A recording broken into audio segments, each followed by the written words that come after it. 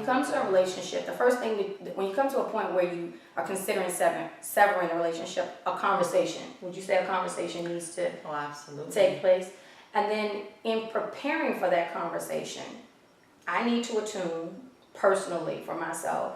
You need to attune personally for yourself. And then when we come together, if both people are believers, it doesn't matter what path you've chosen, but if both people are believers, it is important, to honor the sacredness of prayer and to set the intention and the tone of the space that the both of you are going to share. Because you're about to pour something into this pot, and you want to put that into something that can handle the heat, or the nature, of the properties that are going to be brought forth. And so there's a lid and a pot, and a container that needs to go into that can handle the simmering that's going to take place when all of this stuff is brought forward. So deciding to have a conversation, attuning yourself prior to even getting with the person so that your spirit is right when you come to the table. Then setting a sacred space with the both of you so that your hearts are both open and your demeanor and everything can be calibrated, so to speak, in that moment. And then setting the rules for the conversation. And we talked about this a little bit off camera, but depending on the level of awareness of each traveler, each person, that's going to determine what type of rules need to be established. Right. If you're operating strongly from the 3D and you're in your flesh and you have very volatile relationships, then you're going to deal with setting rules like don't get up and get in my face, and don't be physically aggressive, or start a fight, or that's not something we're going to entertain. But when you're operating from a higher level of awareness, that's not something you would have to address, because people know that they're not going to hit you or jump up in your face and close physical distance and things like that. And I think how you step into that, because even as you're talking, I'm just feeling energies from people. I'm just feeling people saying, I don't want to talk now, I just want to get out of there. I think what's important, because you have some relationships where the people, they don't feel like having a conversation. They really don't. They just feel like packing their bags and getting the hell up out of there. But it's important to pause in that moment and honor what this relationship has been. And if you can't honor what it has been, honor why you stepped into it in the first place. And if you can't honor that, then go back to the golden rule. Do unto the other person what you would want done to you. Absolutely. In that situation. So there's a way that you can get there. Even Absolutely. If you don't feel that in the moment, because I'm feeling it. We're just taping this and I'm feeling the energies. Even if you're not there in the moment, take a pause and breathe. Take it higher. Take it outside of yourself. Take it outside of your limited capacity to love. Ask what spirit love, universal love, true love would ask you to do in this moment, so that you can truly step into operating from a place of love. Because we're talking today about how do I separate in love. So I think that's very important, and I think that is a huge, sparks went off when you said that, because the truth of the matter is this: the evidence is based on the action and the state of mind, your state of being. Right. If you cannot have a conversation, then it's not over. You're not done. Absolutely. That is a serious indicator that you're not done. Absolutely. Because when you're done, you're ready to lay it all on the line. You just want to get through it. Yeah. When they say when a person is done, they will say, I can even go to Cassette Michelle's song and singing in my head right now, blame it on me. Say it's my fault. Call me a liar, cheater, anything that you want. It don't matter. Just let it go. Right. It's like, do what you need to do. I don't even care. I'm not attached to however you need to paint this, because I'm so finished. That's the evidence of somebody who's done. And I'm so happy that you said that, because a lot of relationships, persons will end the relationship and the relationship is not complete. Absolutely. It's like you watching a movie. So you stop it halfway. Okay, so you've ended the movie, but you haven't completed the movie. It's not completion. And if there's something in that movie that's drawing you or calling you, whether you watch that in your house or you go to a friend's house and it's showing on their TV and you went there for the night, you're going to have to come to the completion. And if you don't complete it where you are, and you have all of this negative energy, so like you said, we talk about if you don't want to have the conversation or feel like you can't have a conversation, there's a lot of negative stuff that's in there that you just are not prepared to deal with. Truth of the matter is, you don't want to deal with it, you don't want to see it, you don't want to face it, like you say, I'm done. But that energy is still a part of you. That's in you, because you're the one who's dealing with it. And so what do? We carry that negative energy forward into the next relationship. And if we don't resolve it there and that ends, we carry it forward into the next relationship. And so here you experience the same thing happening over and over again, or a repeating of the cycle. Definitely. I mean, the lesson doesn't go anywhere until you learn. It's just like what the old sages say: when the student is ready, the teacher appears. Yeah. And when the student has mastered that, the lesson dissolves. It's no longer there, because it's only there to mirror to you that which you aspire to grow through. Right. Go through and grow through. So the fact that you don't want to have a conversation means that it's not complete. It's not complete. So in establishing the rules, going back to that just for a minute, hitting on it, if you're in a really heated conversation, if this is going to be a very heated conversation, something that is very painful for the both of you, and you're in a difficult place, you can bring in different manipulatives to act as control variables in the conversation. And it may sound crazy to some people, but it's good, because it sets the parameters and it helps you to create the tools that you need in order to establish a healthy conversation. So you can bring, you can bring in a I just lost my choker. Okay.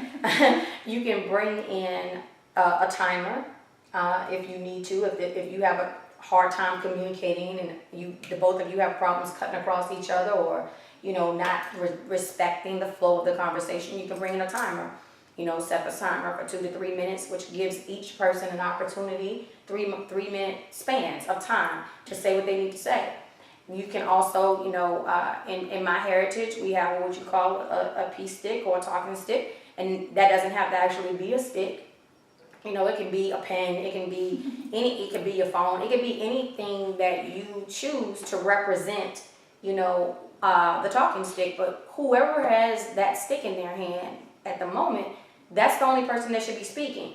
There will be no cutting across, so you establish this. No interruptions while the person is speaking. If you're a person who feels that you cannot maintain your thought process and listen at the same time, then bring a pen and a pad to the conversation and be prepared to jot down little thoughts that you had, so that you can go back to that when you have an opportunity to speak, so that you don't miss those key points that you wanted to address.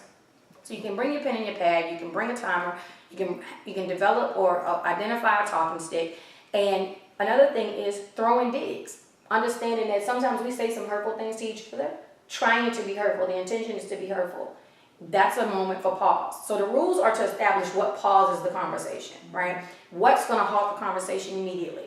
When the pause is in effect, that means that the person needs to all parties have agreed prior to the conversation that we are going to stop, and we are going to not only acknowledge what we've done, but we are going to sincerely apologize in the moment for what we've done on the spot.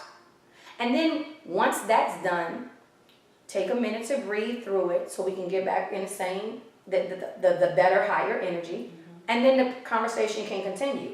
You may be in a conversation and you might have to pause 10 times. That's fine.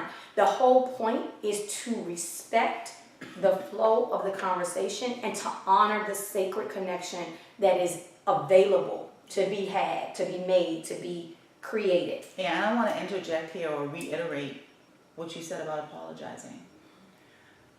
That's so important, because it goes back to a key component that we talked about in having a successful relationship is taking responsibility. So if you know that you're saying something that's not good, if you know that you're saying something that if the same exact thing was said to you, it would hurt you, be willing to apologize. That's a big issue in a lot of relationships, because people don't want to say sorry, but you want to be apologized too. So the thing that you want is the thing that you always have to be prepared to give. And we know, because we know when we trying to hurt somebody by what we say. We're very, very aware of that. Exactly. So it's important that you rise above that. Because like we said, even if you do separate, you want to separate in love. You want to separate in peace. You want peace to be over the thing, because going forward, you're going to carry it with you. So you're not doing this for the other person. You're doing this for yourself. Absolutely. And in doing it for yourself, you're doing it for the other person as well. Absolutely, absolutely. And it's very necessary that you take responsibility in the moment. Because I noticed that when most people are in the middle of a conversation, even when they know they're wrong, the last thing they want to do is say they're sorry in a moment. Which I've practiced this for so many years that I don't have a problem apologizing.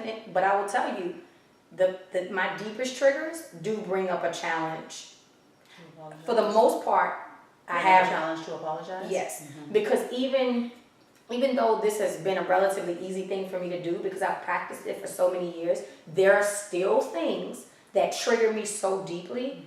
But I am so committed to the higher process and the higher truth that I am not going to dishonor myself by not acknowledging that I need to apologize and that I need to concede to what is greater in this moment and what I am perceiving, and the story that is challenging us as a medium to holding our attention. And what you said in that is really key, Nine. That there are certain things that are gonna, the pain of it is gonna affect us more so than others. And I'm being reminded of on the weekend, you know, I become a wimp, baby, no good thing, man or myself, when I get a pain in my stomach. I can take a toothache before I can take a pain in my stomach. And when I get a pain in my stomach, like, I shut down. I don't care where I am. I don't care who sees me start moaning. So I was in a store and I double over and I'm in the chair and I'm rolling around in the chair and people are walking up and down. I don't care. You did that in the middle of the store? Because I was in so much pain. I cannot tolerate pain in my stomach. I don't know what it is, but I become like a baby, like shut down. But if it's a toothache, I can walk around and you won't even know that I have a toothache. So I like how you said that, and I think it's important for us to identify that, because you have to identify that in the moment that it's happening. Okay, this is hurting me a little bit more. What is it about this? Because it's really not the other person, and it's really not what the other person is saying. What is key is what it's triggering in you. Absolutely. And you being able to identify the level of pain or discomfort or irritation or frustration or anger that this particular thing is bringing to you. And it's a signpost that that's something that you need to look into deeper. And there's a sense of humility also, is because, you know, a lot of people, once they've done something for so long, especially if they teach on it or, you know, this is what they do in their work, they think they've arrived. And they don't want to concede that, well, no, that's not it, because I know this and I know that. The evidence, you know, is on the table based on the behavior and the actions that are present.